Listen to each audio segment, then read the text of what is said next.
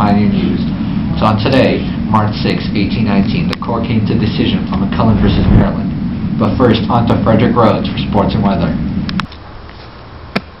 This is Frederick Rhodes with the weather. And today it looks like it's gonna rain. In today's sports news,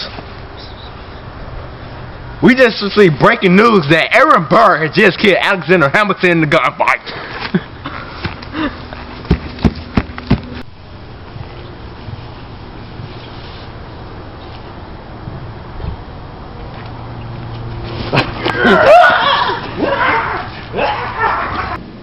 Thank you for that, Mr. Rhodes.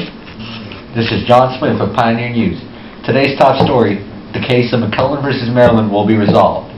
First, let me get you back on track with that story. Maryland tried to tax a federal bank that wasn't chartered by the state, the Baltimore branch of the federal bank. James McCulloh, the cashier of Baltimore branch, said he wouldn't pay it. Now they are in Supreme Court to solve it. As John James represents Maryland, and the judge for this trial is Judge Marshall. We go live to the trial right now.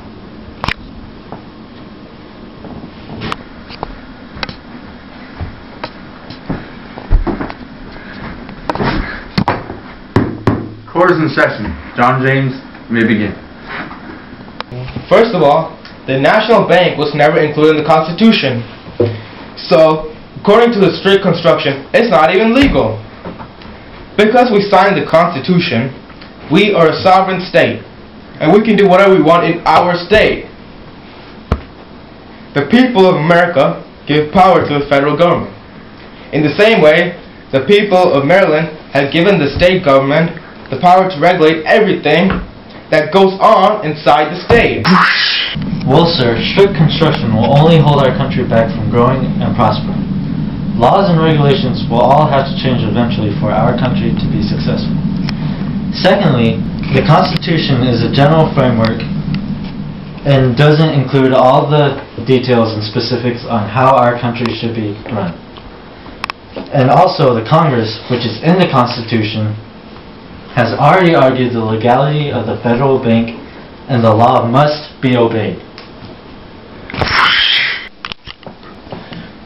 Using loose construction, the American government will become too powerful like the one in England.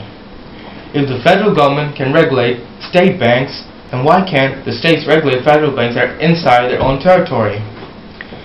State and the federal government should have equal power.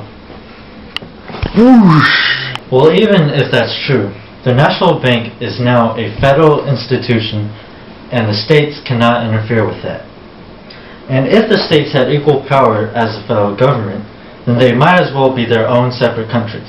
And you know that that won't work out. Also, if the federal government didn't have the power to control the states, then tensions will start to grow and wars will break out between them. And even though the states have the power to elect their own representatives for Congress, they are still under the direct control of the federal government. Hey, shut up, you're wrong! Yeah. Your mother! Court! Thank you. The Constitution doesn't exclude implied powers. The necessary and proper clause says that any law appropriate for the country may be put into action by Congress.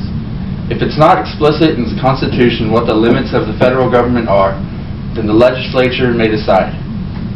And Congress approved the bank and the Baltimore branch.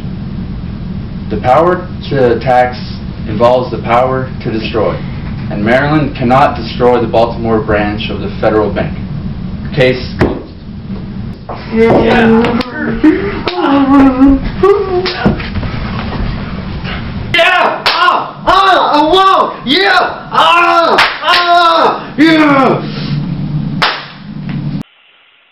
This is John Smith of Pioneer News, and you guys just saw it here first. Judge Marshall has ruled that McCulloh has beaten Maryland, which means a state does not have the power to tax a federal institution. Thanks for tuning with us, folks.